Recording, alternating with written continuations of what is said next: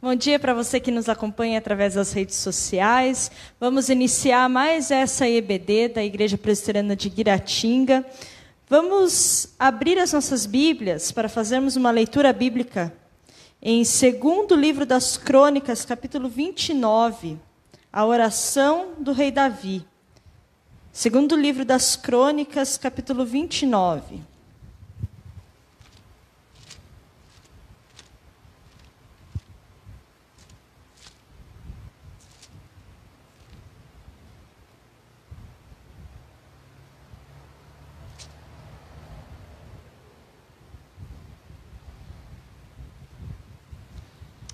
Desculpa, meus irmãos, é 1º livro das Crônicas, capítulo 29. Eu anotei errado aqui a referência. 1º Crônicas 29, do versículo 10 até o versículo de número 13. Vai falar a respeito da oração de louvor do rei Davi. E assim diz a palavra do nosso Deus. Pelo que Davi louvou ao Senhor perante a congregação toda e disse: Bendito és tu, Senhor, Deus de Israel, nosso Pai, de eternidade em eternidade. Teu, Senhor, é o poder, a grandeza, a honra, a vitória e a majestade. Porque teu e tudo quanto há nos céus e na terra, teu, Senhor, é o reino, e tu te exaltastes por chefe sobre todos. Riquezas e glórias vêm de ti. Tu dominas sobre tudo. Na tua mão há força e poder. Contigo está o engrandecer, e tudo dai força. Agora, pois, ó nosso Deus, graças te damos e louvamos ao teu santo nome. Amém. Vamos louvar, meus irmãos, com uma oração de louvor nesse momento. Quero pedir para a tia Orly estar nos conduzindo nessa oração, louvando ao nosso Deus. Senhor, nós te louvamos por estarmos na tua casa nesse dia que não é nosso, mas que é do Senhor. Te louvamos pelo privilégio que temos, mesmo nesse tempo difícil, de poder estar na casa do Senhor e ouvir a tua palavra. Que o Senhor renove as nossas forças e que nós possamos guardar a tua palavra profundamente em nossos corações. Te louvamos pelo teu cuidado conosco. Te louvamos, meu Deus, porque podemos ver a boa mão do Senhor a conduzir as nossas vidas. Nos ajude a confiar a cada dia no Senhor. É a nossa oração em nome de Jesus. Amém. Amém. Vamos continuar nesse intuito de adoração, nos colocando de pé. O grupo de louvor tem oportunidade nesse momento. Vamos nos colocar de pé para adorar ao Senhor.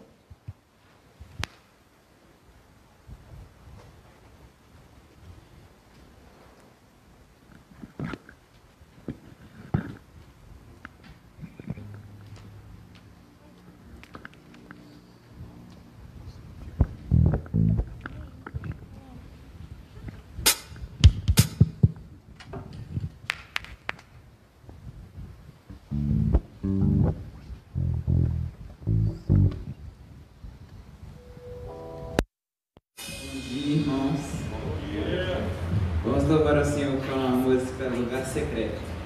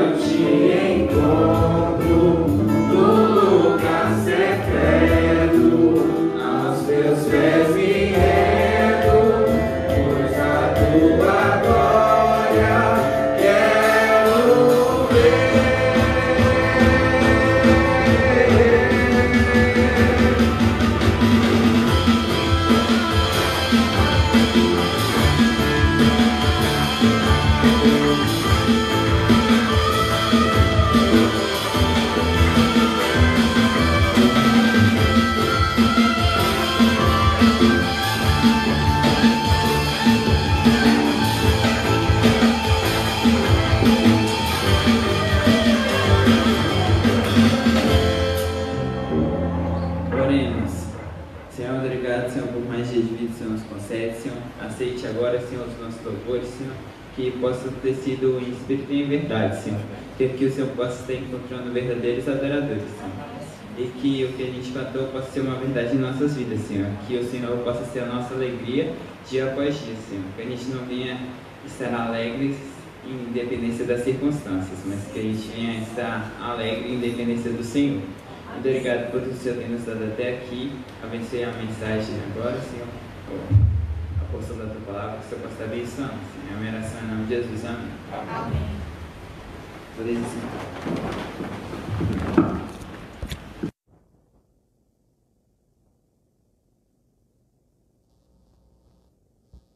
Salmo 37.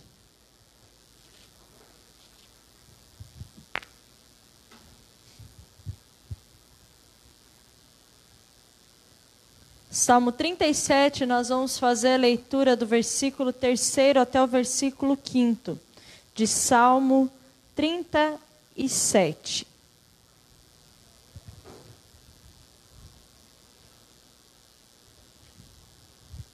Versículo 3º diz assim: Confia no Senhor e faze o bem.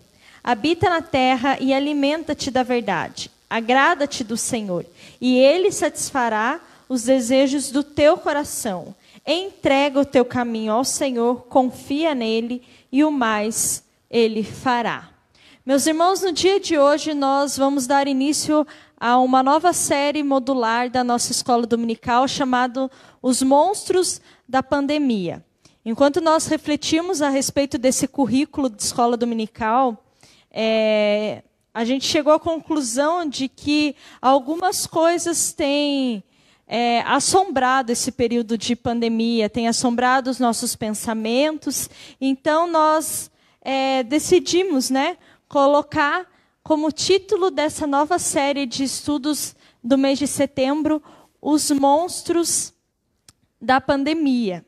E hoje, o monstro, o primeiro monstro aí da pandemia que será apresentado pelo evangelista Mateus, ele tem tudo a ver com esse versículo 5º do Salmo 37, que diz: entrega o teu caminho ao Senhor, confia nele e o mais ele fará. Esse é o tipo de versículo com um ensinamento que a gente está careca de saber. Entrega o teu caminho ao Senhor, confia nele e o mais ele fará. Nós sabemos que nós devemos confiar no Senhor. Mas entregar o nosso caminho ao Senhor, às vezes, é algo difícil. Não é fácil. Porque mostrar-se dependente de alguém, ainda que esse alguém seja o próprio Deus, é algo que, às vezes, fere o nosso ego e que nós não gostamos de aceitar. Porque muitas vezes nós gostamos de parecermos autossuficientes. E é nesse erro de parecermos autossuficientes que nós começamos a querer fazer as coisas apenas da nossa maneira e esquecemos de entregar a nossa vida e o nosso caminho nas mãos do Senhor. Nós esquecemos que podemos confiar nele e que devemos confiar nele, porque o mais ele fará por nós. Muitas vezes nós queremos fazer as coisas da nossa própria maneira, do nosso jeito.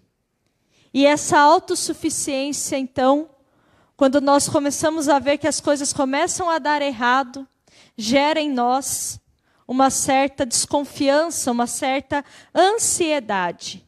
Mas como será que nós podemos vencer a ansiedade? Ansiedade é um tema que está, digamos assim, muito em alta nos dias de hoje, não é mesmo? Até antes da pandemia, nós ouvíamos falar a respeito de pessoas ansiosas, de transtorno de ansiedade e coisas afins. Mas parece que essa pandemia, ela tem intensificado essas coisas, assim como a ansiedade, algo que já existia e que já vem de muitos e muitos anos, mas que com essa pandemia foi ainda mais intensificada. Então é sobre esse assunto que nós vamos aprender no dia de hoje na nossa escola dominical. O primeiro monstro da pandemia é o monstro da ansiedade. Então eu convido o nosso professor, o evangelista Mateus, que esteja assumindo aqui o seu lugar, e as crianças podem ir se dirigindo até o pátio para nós termos a nossa EBD infantil agora lá.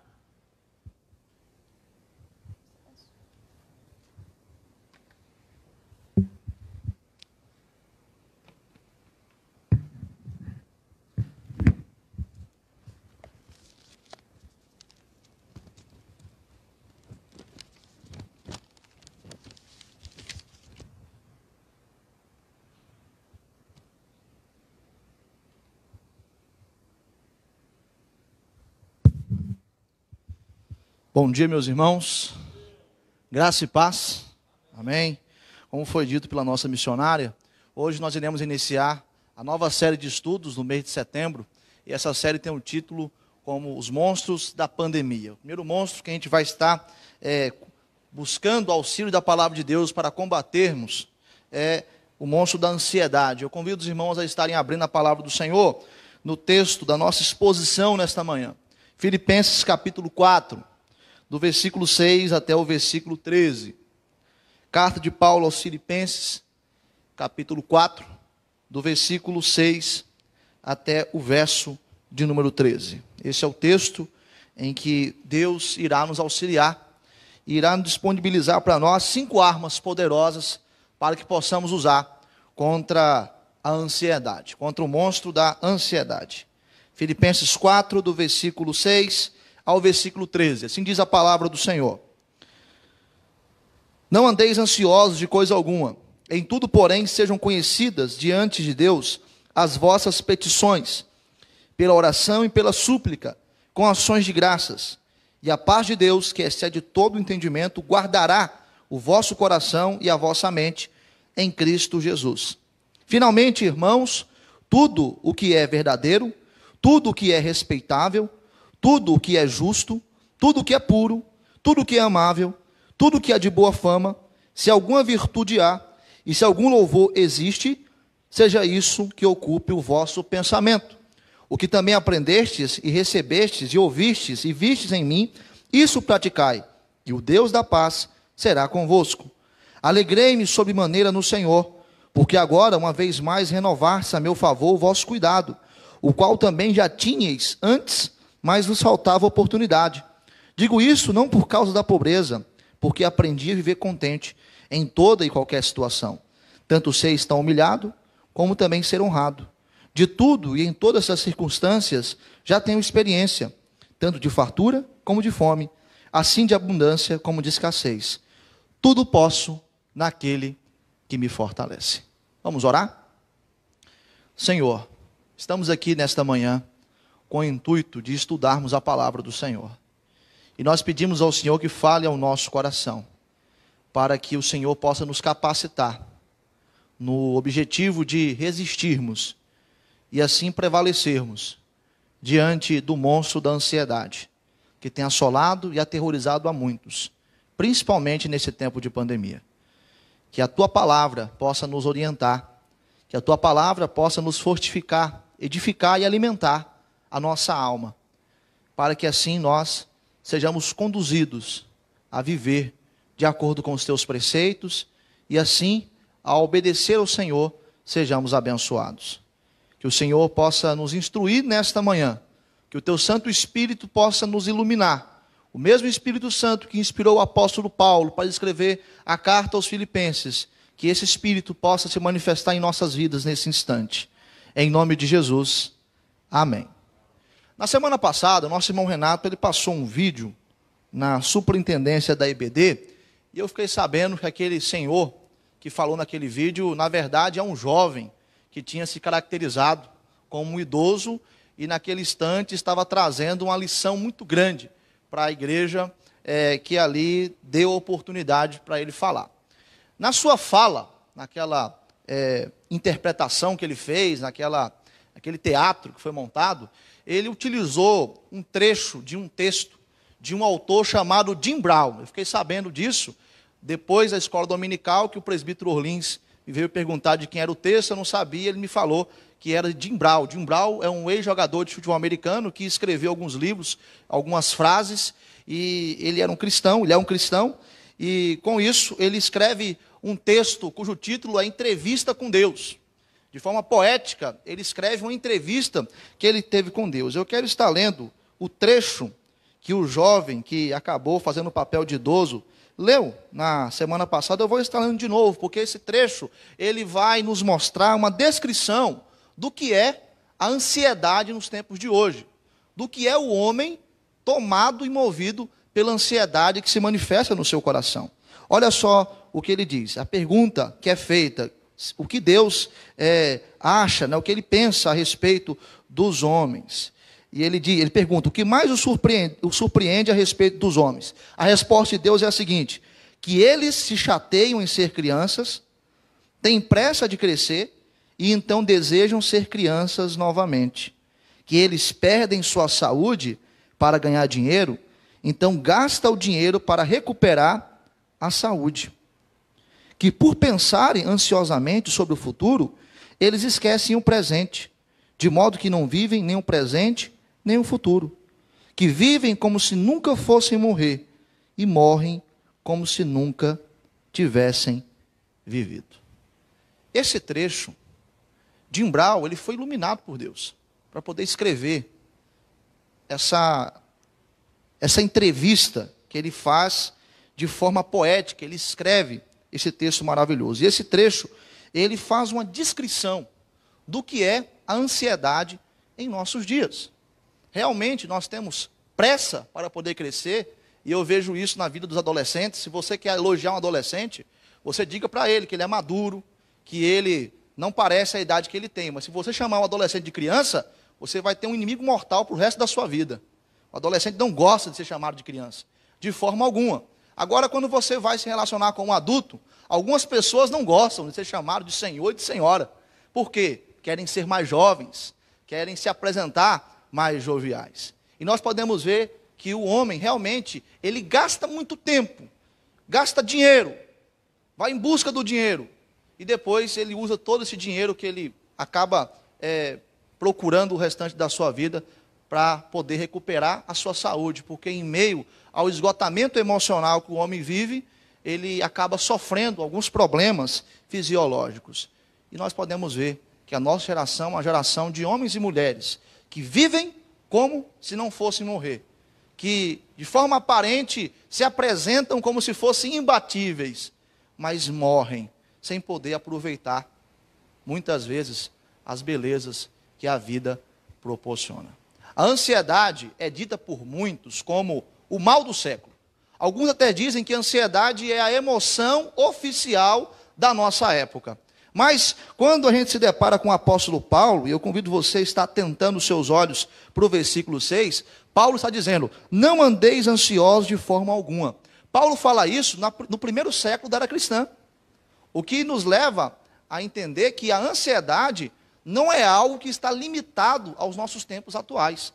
A ansiedade é um problema antigo, desde o primeiro século da era cristã, ou melhor, desde a queda do homem, sendo o homem criado para ter um relacionamento com Deus, sendo um homem criado para ter prazer em Deus, para depender de Deus, para confiar de Deus, e o homem desfrutava de tudo isso quando se encontrava num estado de perfeição diante do Senhor, mas a partir do momento que o homem acaba comendo do fruto proibido e acaba caindo em pecado, o homem então ele morre espiritualmente. Morte é separação e não inexistência, e a morte espiritual é a separação que nós temos entre nós e o Senhor.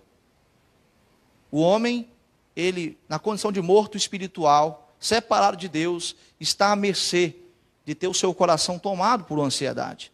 Ele está à mercê de ter um coração tomado por turbulências, por inquietações. E é interessante que quando Paulo usa aqui a palavra ansioso, essa palavra no grego, a sua raiz, se nós formos fazer uma tradução literal, é a palavra dividido. E a pessoa que está ansiosa é uma pessoa que se encontra dividida na sua mente e no seu coração.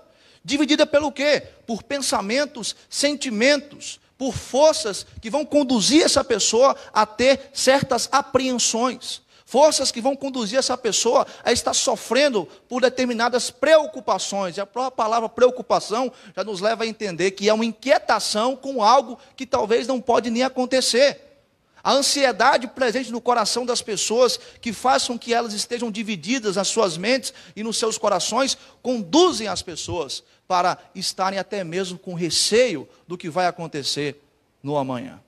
E o cenário de uma pessoa que sofre com ansiedade é terrível e triste, porque em meio à ansiedade, a pessoa ela sofre com essa falta de coesão mental. Ela sofre com insônia, a mente não para, trabalha o tempo todo.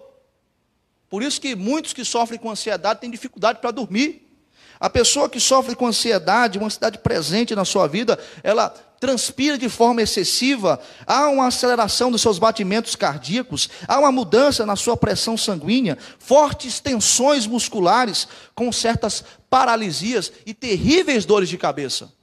É um estado de angústia, é um estado de sofrimento. E a ansiedade em nossos dias, ela tem se intensificado. Por quê?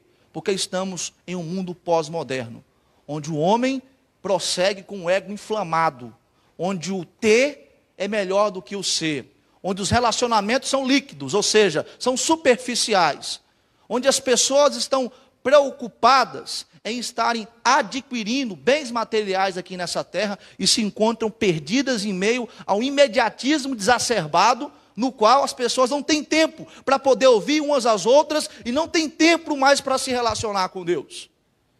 É por isso que a ansiedade ela tem se intensificado no nosso tempo. E é por isso que ela tem se apresentado como um mal do século, apesar dela ser um problema antigo. Desde os primórdios, desde a queda do homem, pessoas sofrem com ansiedade. E é importante nós entendermos desde já, meus irmãos, que nem toda ansiedade é pecaminosa. Nós não podemos fazer uma avaliação simplista da pessoa que está sofrendo com um problema de ansiedade. E muitas vezes nós temos a tendência de estarmos lidando com essas pessoas, avaliando elas com uma perspectiva, no sentido de querermos nos mostrar mais espirituais que elas. Pessoas que sofrem com ansiedade, que estão diante de nós, e nós somos impacientes, insensíveis, e falta o amor de Deus no nosso coração, a gente diz, não, isso aí é fora de Deus, isso aí é fora de fé no Senhor, e muitas vezes a ansiedade não é isso. Existe ansiedade pecaminosa, mas existem ansiedades que são até mesmo salutares. Você está ansioso para viajar, com uma ansiedade moderada, isso é algo normal. Você vai estar se preparando para uma viagem. Você está ansioso para apresentar o trabalho da faculdade, está ansioso para conhecer os pais da sua namorada, você que está ansioso para conhecer os pais do seu namorado, você que está ansioso pelo seu casamento, se isso for algo moderado, é algo salutar, porque vai te manter em alerta e você vai estar se preparando para alguns desses eventos que vão acontecer. Agora, há ansiedades que não são salutares, mas que também não são consideradas como ansiedades pecaminosas. Uma ansiedade que vem como uma sobrecarga emocional por conta do estresse presente no trabalho. É o que muitos médicos e enfermeiros estão passando hoje em dia. Eles estão estressados porque o nível do trabalho aumentou, por conta do cuidado que eles têm que ter com as pessoas que estão doentes. Eles estão com medo também de estarem contraindo o vírus. E por conta desse estresse, por conta dessa sobrecarga emocional, eles se encontram o quê? Ansiosos. Eles se encontram em meio a uma crise de ansiedade, em meio a um transtorno de ansiedade. Pessoas têm problemas com familiares. Isso pode desencadear também uma ansiedade que não é pecaminosa. Eu quero colocar aqui o exemplo de um rapaz chamado Ron, lá dos Estados Unidos. Ele é um jovem cristão. Ele lê a Bíblia, ele ora, mas ele sofre com um transtorno de ansiedade.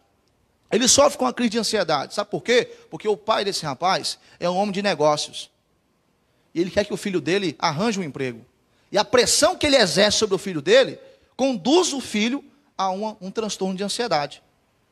Ele busca o Senhor, ele ora, ele coloca-se diante de Deus, ele lê Filipenses capítulo 4, versículo 6, mas ele não consegue se livrar desse transtorno de ansiedade por causa de um problema familiar.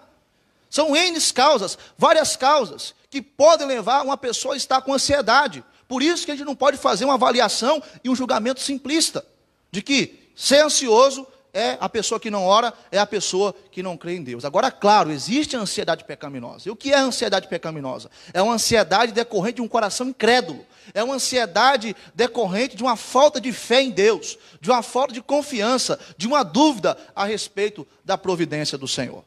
Paulo diz, não andeis ansiosos de forma alguma. Se o cristão, ele se mantém num estado de ansiedade, no qual é a ansiedade pecaminosa, ele está transgredindo, ele está quebrando o mandamento. Mas se a ansiedade na vida do cristão é um transtorno, é uma crise, por causa de traumas sofridos no passado, por causa de uma pressão, de um mau relacionamento com os seus familiares, ou por conta de uma sobrecarga, do estresse, do trabalho, ou de outros fatores que podem ser químicos ou fisiológicos, isso não é ansiedade pecaminosa. E nós precisamos ter esse discernimento para que nós não venhamos colocar uma carga enorme na vida das pessoas que sofrem com transtorno de ansiedade e com crise de ansiedade. E muitas vezes a gente acaba colocando uma carga quando a gente faz uma avaliação simplista e acaba dizendo que isso é falta de Deus e que isso, de alguma maneira, é simplesmente uma falta de confiança no Senhor. É preciso que nós venhamos tratar a ansiedade o mais rápido possível. Sabe por quê? Porque se nós não estarmos combatendo a ansiedade que causa certos males, a ansiedade que não é salutar, independente de ela ser pecaminosa ou não, ela pode trazer efeitos nocivos para o nosso corpo. Por exemplo, problemas cardíacos podem vir por conta de uma ansiedade que não é bem tratada. Problemas na pressão arterial, uma hipertensão tensional pode se desenvolver.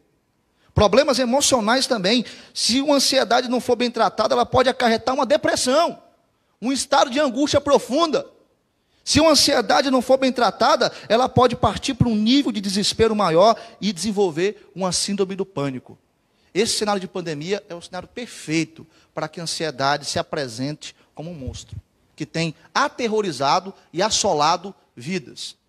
E é preciso nós, de forma rápida, termos o discernimento da parte de Deus de como lidar com a ansiedade. De como lidar com esse monstro da ansiedade. À luz da palavra do Senhor, eu quero apresentar nessa manhã aos irmãos 5 armas que são poderosas. 5 armas aqui em Filipenses capítulo 4, do versículo 6 ao versículo 13, que são capazes de nos fortalecer e que nós podemos usar essas armas para combater o monstro da ansiedade.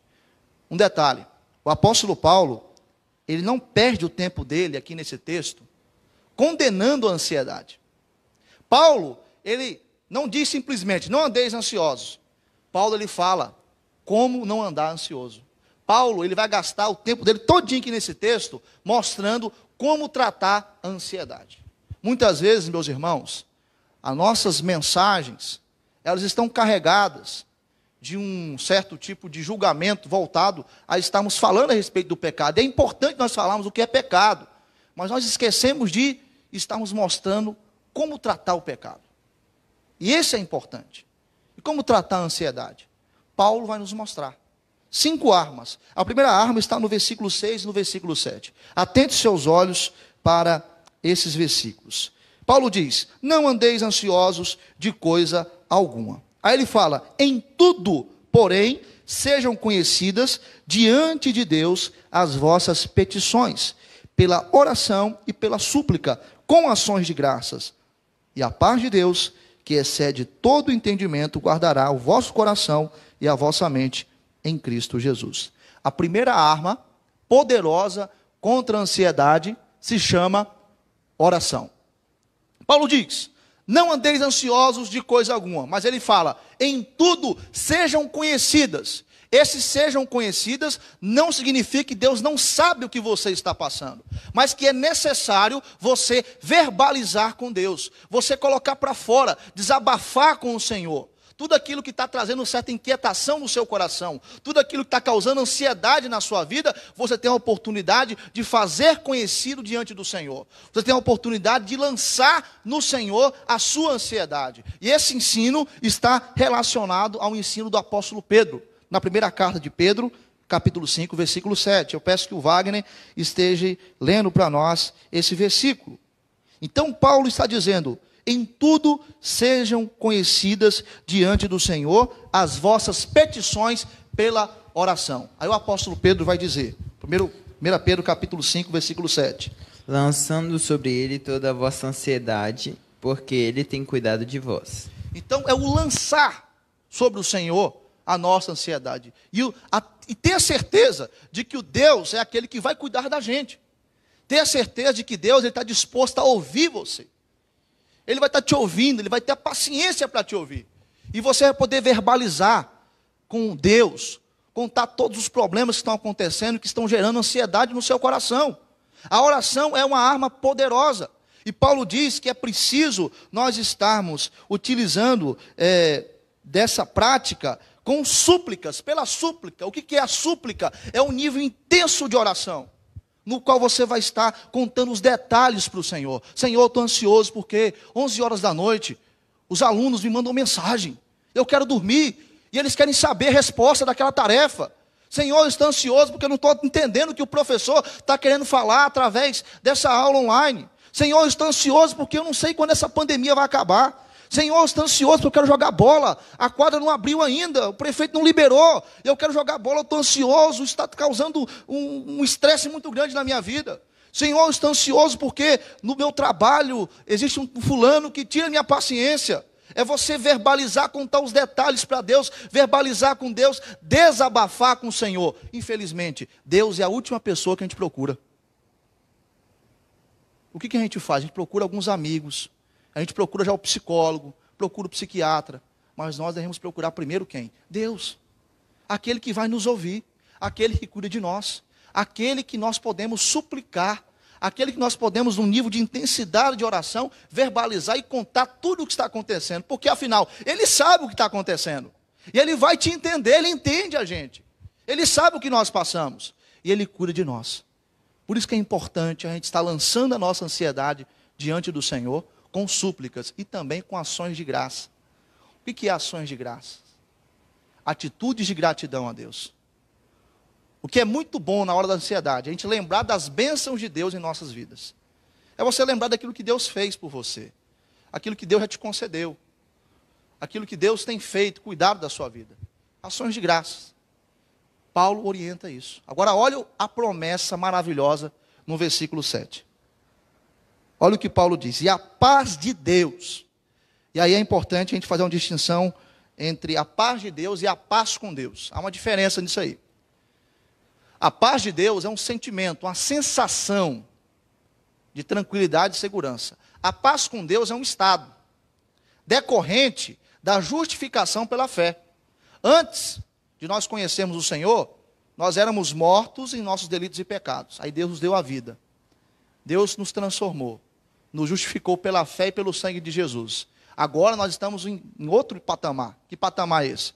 Nós estamos na situação de estarmos em paz com Deus. Mas, muitas vezes, o fato de estarmos em paz com Deus não significa que nós temos a paz de Deus. Porque vivemos em um mundo que está sob os efeitos do pecado. Somos pecadores e as pessoas que nos cercam também são falhas e pecadores. E muitas vezes a gente vai estar com o nosso coração inquieto. Mas, a partir do momento que a gente ora, desabafa com Deus, suplica diante do Senhor, utiliza de ações de graças, a paz de Deus, que é essa sensação de tranquilidade. É isso que Paulo fala aqui. A paz de Deus como um sentimento, ela vai estar presente em nossas vidas.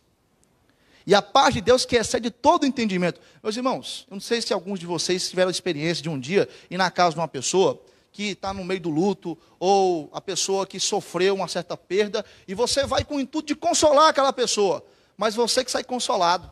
Por quê? Porque essa pessoa desfruta da paz de Deus. A paz que excede todo entendimento. Paulo diz que a paz que excede todo entendimento guardará. Essa palavra que guardará do vocabulário militar. Os irmãos aí que já serviram o exército, tiro de guerra, já fizeram a função de sentinela no quartel, não é mesmo? De guardar ali o quartel. E para fazer essa função tem que estar armado, né, com a escopeta, com a espingarda, para poder fazer essa função. A paz de Deus que excede todo entendimento, guardará a nossa mente e o nosso coração. O que significa isso? A paz de Deus como um guarda armado na porta do nosso coração e da nossa mente. A ansiedade vem, opa, aqui você não passa. Porque a paz de Deus, que excede todo o entendimento, está guardando o quê? A mente e o nosso coração em Cristo Jesus. Veja que promessa maravilhosa. E o quão poderosa é a arma da oração. Nos Salmos, eu fico meio intrigado com Davi, porque tem alguns salmos que ele começa dizendo: Senhor, o Senhor está longe de mim. O Senhor me desamparou. Senhor, eu estou passando por essa situação. Davi, ele verbaliza com Deus, ele abre o coração dele diante de Deus. Aí o mesmo Davi começa dizendo que ele está se sentindo longe de Deus, ele termina o salmo: louvarei ao Senhor por toda a eternidade. Eu falei: Davi, você começou o salmo reclamando, começou o salmo desabafando com o Senhor e termina o salmo louvando a Deus. Porque ele é inundado pela paz que excede todo entendimento. Se você abrir o seu coração com Deus, desabafar, você será abençoado com essa paz, que será o guarda da sua mente e do seu coração. A segunda arma poderosa contra a ansiedade. Vamos lá. Versículo 8. Essa paz é uma paz que vai inundar a nossa mente também. Afinal, ela faz a guarda da nossa mente e do nosso coração. E a segunda arma, no versículo 8, Paulo diz: finalmente, irmãos, tudo que é verdadeiro, tudo que é respeitável, tudo que é justo, tudo que é puro, tudo que é amável, tudo que é de boa fama, se alguma virtude há, se algum louvor existe, seja isso que ocupe o vosso pensamento. A segunda arma poderosa contra a ansiedade são bons pensamentos. A pessoa que se encontra no estado de ansiedade, a pessoa que está ansiosa, geralmente ela está com a sua mente repleta de maus pensamentos. Aqui na nossa mente ocorre uma guerra entre bons pensamentos e entre maus pensamentos. Nós somos os nossos pregadores, nós pregamos para nós mesmos muitas vezes. E em alguns momentos a gente enche o nosso coração e a nossa cabeça de mentiras. Como são essas mentiras? De que Deus não se importa comigo. De que o pecado que eu cometi no passado, Deus ele não me perdoou. E essas mentiras, essas maldades que vêm à nossa mente, que enchem a nossa mente, elas alimentam a ansiedade. Sabe qual é o local que a gente mais peca nesse sentido? Televisão e rede social. Rede social a gente vê coisa que a gente não quer ver às vezes. Parece ali, a gente vê e acaba guardando aquilo no nosso coração e vai se expressar na nossa mente. Porque muito do que aquilo que a gente pensa e sonha é síntese do que está no coração.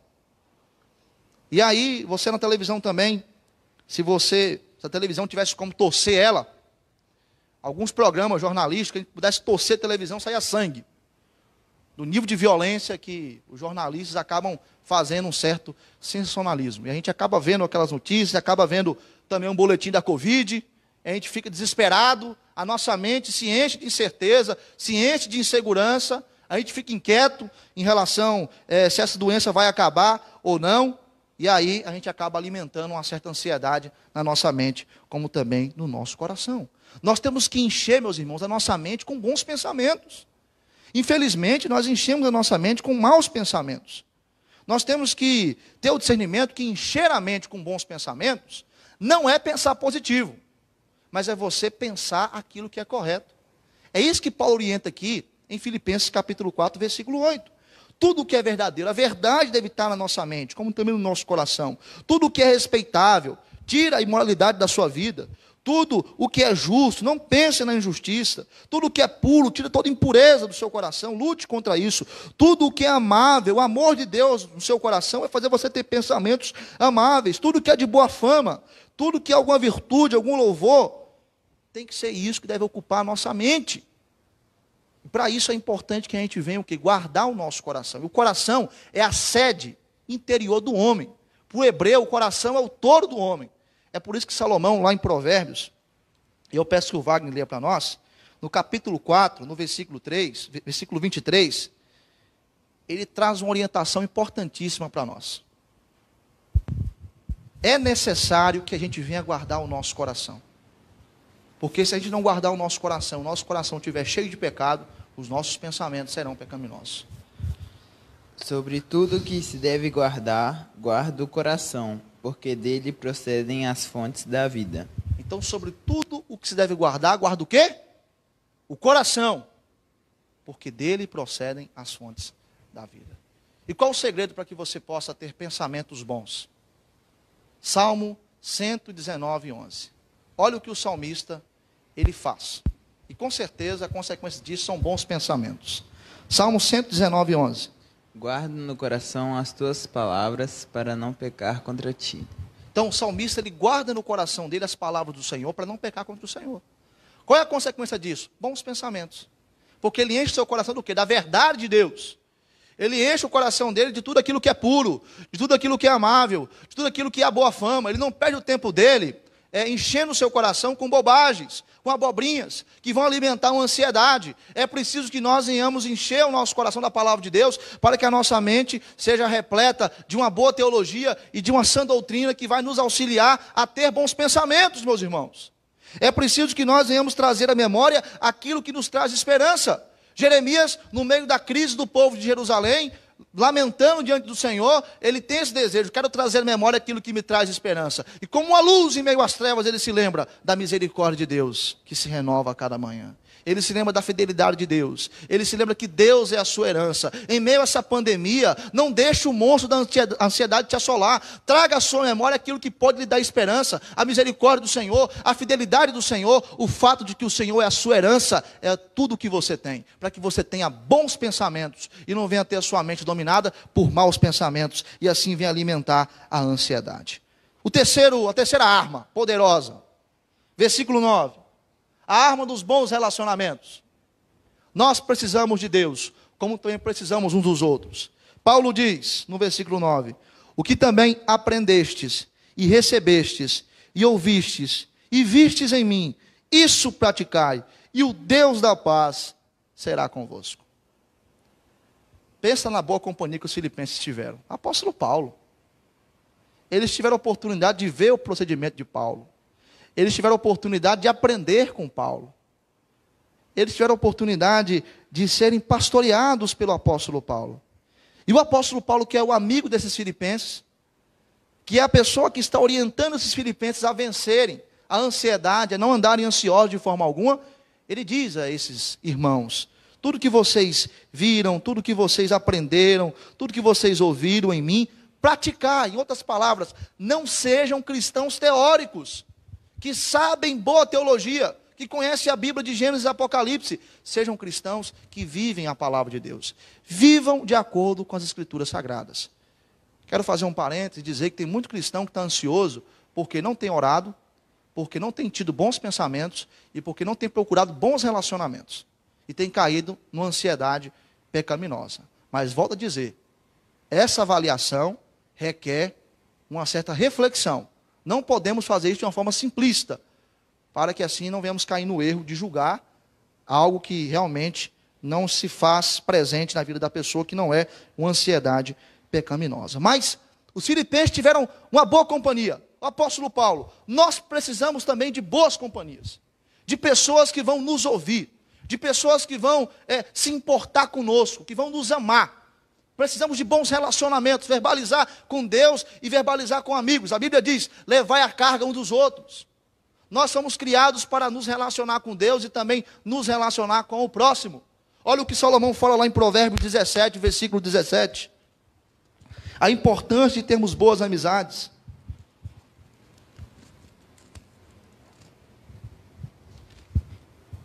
Em todo tempo amo um amigo e na angústia se faz o irmão. Em todo tempo amo um amigo. Aí na angústia, momento de ansiedade, se faz o irmão.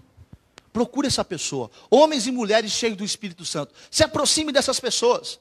Das pessoas que vão orar com você, que vão chorar com você, que vão sentir suas dores, que vão estar te acompanhando, que não vão te julgar pela ansiedade, que vão fazer igual o apóstolo Paulo. Não irão perder tempo condenando você porque você está ansioso, mas irão te conduzir a orar, a ter bons pensamentos e a buscar viver a vida cristã. Nós aprendemos por semelhança. Querendo ou não, nós somos seres influenciados e amizades influenciam. Quando você está se relacionando com uma pessoa que é influenciável, você começa a imitar essa pessoa. Quer ver um exemplo? Eu sou muito amigo do Wagner. E de vez em quando eu falo: e aí, meu 10? Por quê? Porque o Wagner fala: e aí, meu 10? E nós aprendemos o quê? Por influência. Nós aprendemos, de certa forma, porque estamos convivendo com pessoas que nós amamos, que nós queremos o bem, e acabamos que, no comportamento que aquela pessoa faz, a gente quer imitar. Por isso que amizades podem ser boas ou ruins, porque você pode ser influenciado para fazer aquilo que é errado. Procure pessoas que vão te influenciar a orar e a tratar a ansiedade, e a ser o seu parceiro ou a sua parceira de oração. Novamente eu digo, homens e mulheres cheios do Espírito Santo. E Paulo diz: e o Deus da paz será convosco. Pensa que maravilhoso. A paz de Deus e o Deus da paz será convosco. Bons relacionamentos. Viver a vida cristã. A paz de Deus e o Deus da paz vai estar conosco. A quarta arma contra a ansiedade está no versículo 11 e no versículo 12. Paulo fala no versículo 10 que ele está alegre, porque o pessoal de Filipenses levou para ele uma oferta, através de Epafrodito. E Epafrodito é aquele que vai trazer a carta para os filipenses. E aí Paulo vai mostrar um contentamento, no versículo 11 e no versículo 12. Paulo diz: digo isso não por causa da pobreza, porque aprendi a viver contente em toda e qualquer situação. Tanto sei estar humilhado, como também ser honrado. De tudo e em todas as circunstâncias já tenho experiência, tanto de fartura como de fome, assim de abundância como de escassez.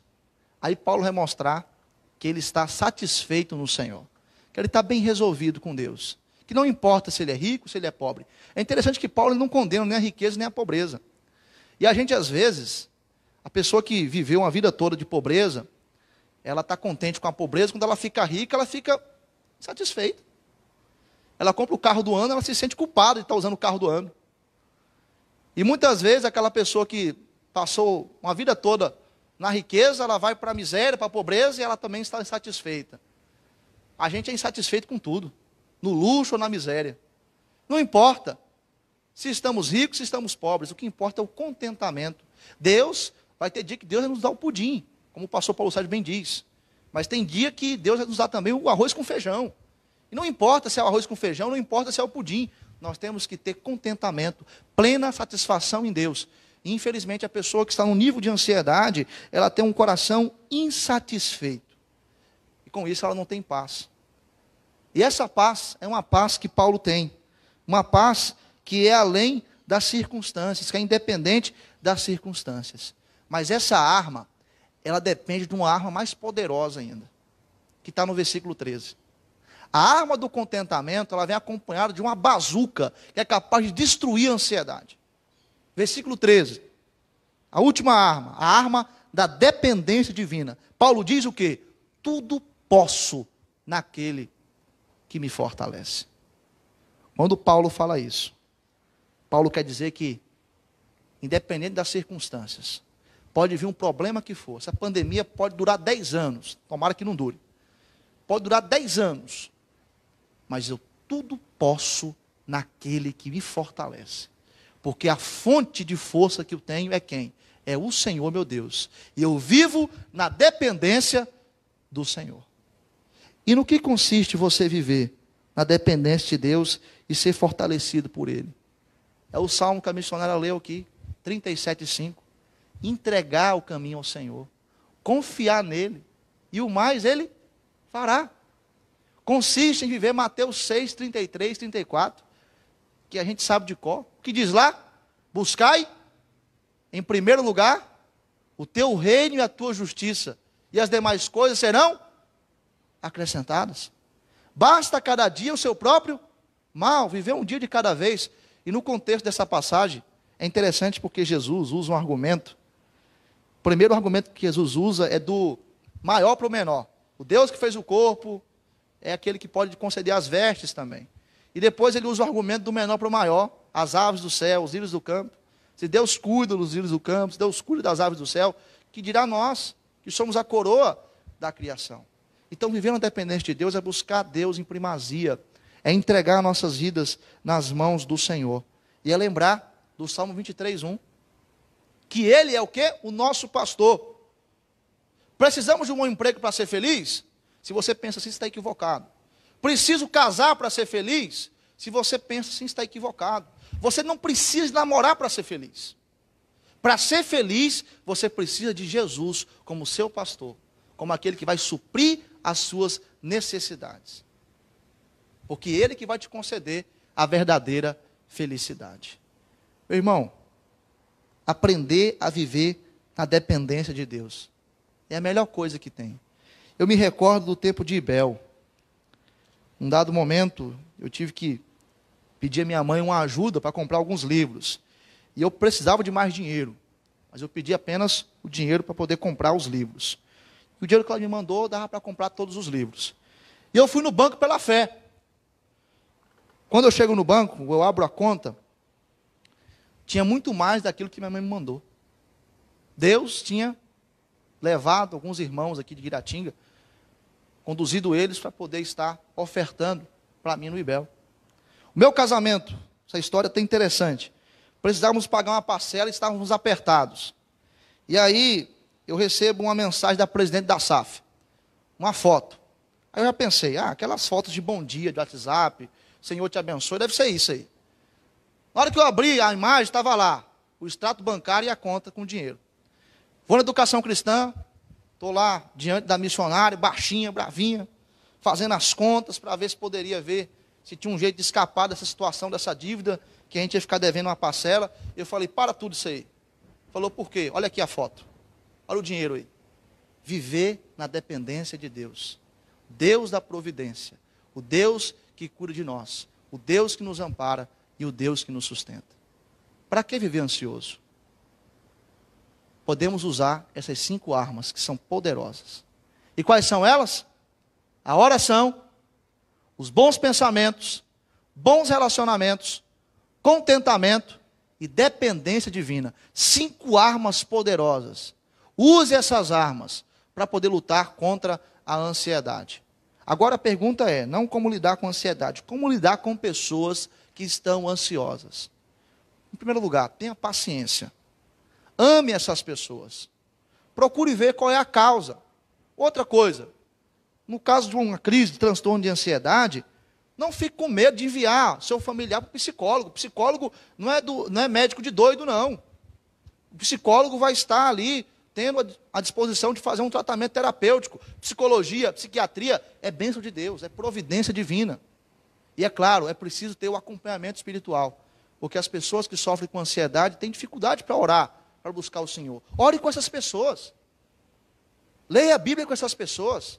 Agarre na mão dessas pessoas.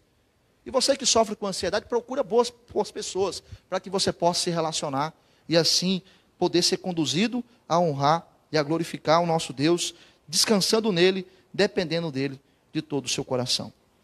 Eu encerro a nossa aula nesta manhã fazendo o seguinte exercício. Eu peço que os irmãos, todos, fechem os seus olhos. Todos os irmãos, fechem os seus olhos. Todo mundo, não vai dormir não, viu? Todo mundo fecha o olho. A gente vai usar agora a imaginação. Você agora vai se ver com 6 anos de idade. Você é uma criança. Você está com 6 anos de idade.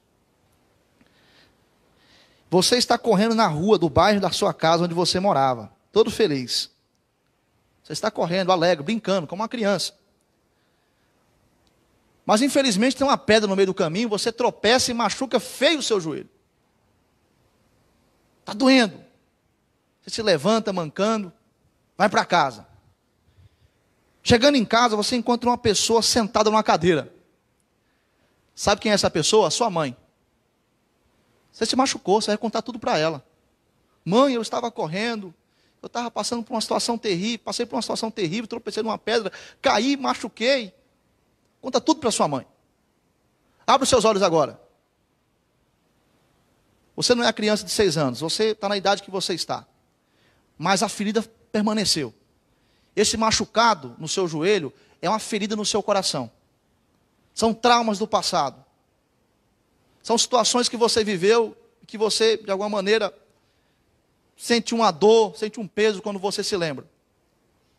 Você ainda está diante da mãe, mas não é a sua mãe. Você está diante de Deus. Agora feche seus olhos novamente. Se ajoelhe, ou então fique sentado. E fale tudo para Deus agora. Tudo que está acontecendo no seu trabalho, tudo que está acontecendo na sua casa, tudo que está causando ansiedade no seu coração.